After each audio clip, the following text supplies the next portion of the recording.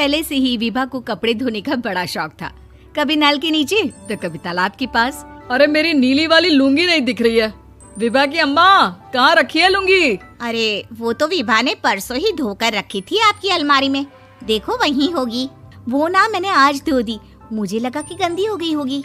अरे कैसे गंदी हो गई थी? उसे तो मैंने पहना भी नहीं। हे भगवान, इस लड़की के कपड़े धोने की आदत से परेशान हो गया हूँ मैं।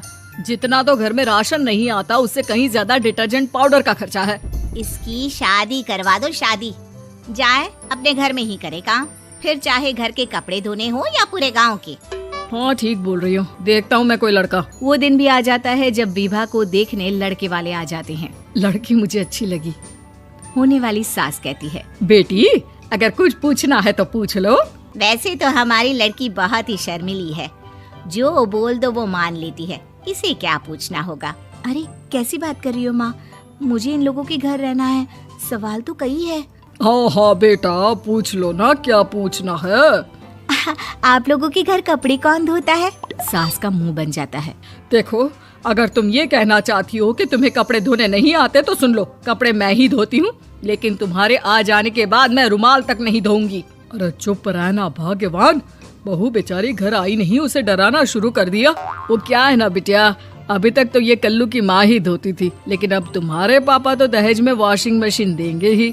तभी विभा की माँ बोल पड़ती है, सवाल भी पूछा तो क्या। वैसे भाई साहब, मशीन की तो फिर भी कपड़े धोने की कैपेसिटी होती है। मतलब जो बिटिया दे रहे हैं ना विभा, इसे कपड़े धोने का बहुत शौक है। ये आप लोगों के क्या, आस पड़ोस गांव मोहल्ले सबके कपड़े धो दे और उफ तक ना करे। बाहर देखा नहीं आपने कितने कपड़े सूख रहे हैं? सब हमारी बिटिया ने ही तो धोए हैं। बस भी करो ना माँ, शर्म आ रही इतनी तारीफ सुनकर। और तो और एक दाग निकाल कर दिखाओ तो मान जाओ। हाँ अच्छा, माफ करना बेटा, मैंने गलत समझा। हमें तो रिश्ता बहुत पसंद है। और ऐसे जुड़ जाता है रिश्ता कपड़े धोने का शौक रखने वाली विभा का। उसकी शादी हो जाती है कोयला फैक्ट्री में काम करने वाले कल्लू के साथ। शादी के बाद अचानक विभा चिल्लाती हुई सास के पास आती है। सासू माँ, अरे सासू माँ कहाँ है आप? ये तो धोखा है, धोखा दिया आप लोगों ने मुझे। इस ससुर के चक्कर के बारे में पता चल गया। अरे तो उसमें तुझे क्यों धोखा मिला है? अरे नल में पानी नहीं आता, कपड़े कैसे कब धुलेंगे?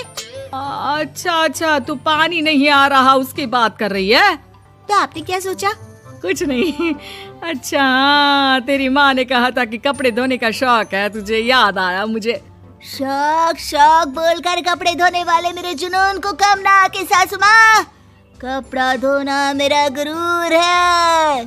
तभी पति भी वहाँ आ जाता है। अभी मैंने इसे सनी देओल की फिल्म दिखाई है, उसी के डायलॉग मार रही है माँ। अच्छा सुन, साफ बता रही हूँ, पानी सुबह 4 से 6 और शाम को 10 से 12 आता है, समझी? विभा टाइमिंग सुनकर हैरान हो जाती है। ये क्या भूतों का मोहल्ला है? सुबह 4 बजे उठकर कौन कपड़े धोता है? 4 बजे टंकी में पानी जाता है, फिर सारा दिन धोना ना, किसने मना किया?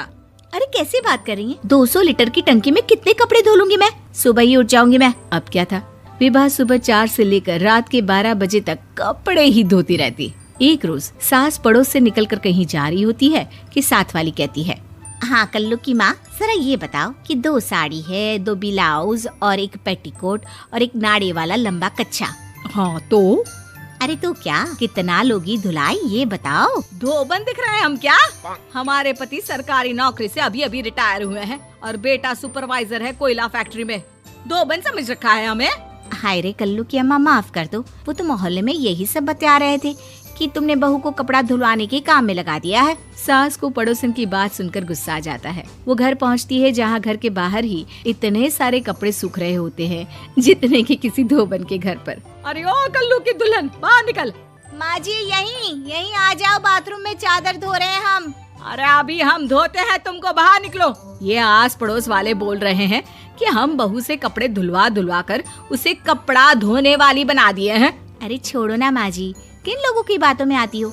आस पास के लोगों का तो काम ही होता है कि वो किसी तरह सास बहू को लड़ा दे। बहू सारे घर के कपड़े धोती है, ये क्या कम है? बोलिए। सास को भी लग जाता है कि वो बहू का ये सनकीपन नहीं छुड़वा सकती, इससे अच्छा है कि खुद ही चुप हो जाए। एक रोज सास और बहू मंदिर जाते हैं, जहाँ सास की साड़ी वहाँ खड़ी भीख मांगने वाली से मिलती है। माँ जी क्या बात है, आपकी साड़ी उस भिखारन से कितनी मिल रही है ना? हाँ हाँ देखो तो, दोनों की साड़ी मिल रही है। क्या बात है कल्लू की अम्मा, तुम खुद को तो अफसर की बीवी बताती हो और ऐसी सिंपल सी प्लेन साड़ी पहनकर घूमती हो। सिंपल और प्लेन नहीं है ये साड़ी। तो क्या सोने के धागे से फूल बने हैं? कुछ भी सासू माँ, कुछ भी। हाँ बने थे इस साड़ी में सोने के धागे से फूल। मेरे पति लेकर आए थे मद्रास से स्पेशली मेरे लिए 10,000 की। ताहे भाई साहब इस भिखारन के लिए भी सेम टू सेम साड़ी लेकर आए होंगे 10,000 की। सास उस वक्त तो कुछ नहीं कहती, लेकिन बहू के साथ घर आती है और अलमारी से एल्बम निकाल कर लाती है। ये साड़ी देख रही है, ये वही साड़ी है जिसे मैंने अभी पहना था। इस साड़ी में ये जो चमकदार फूल दिख रहे हैं ना, ये सोने के धागों से काढ़े गए हैं। लेकिन तू लोकल वॉशिंग मशीन ब्रश से घिस घिस कर सारे फूलों को निकाल कर साड़ी प्लेन कर दी। मुझे माफ कर दीजिए सासू माँ। और तो और, जब मैंने तुझे तेरी गलती के लिए कुछ नहीं कहा, लेकिन तूने तो सबके सामने मेरा मजाक ही बना दिया। क्यों? बहू को समझ में आ जाता है कि अब से उसका कपड़े धोना बंद।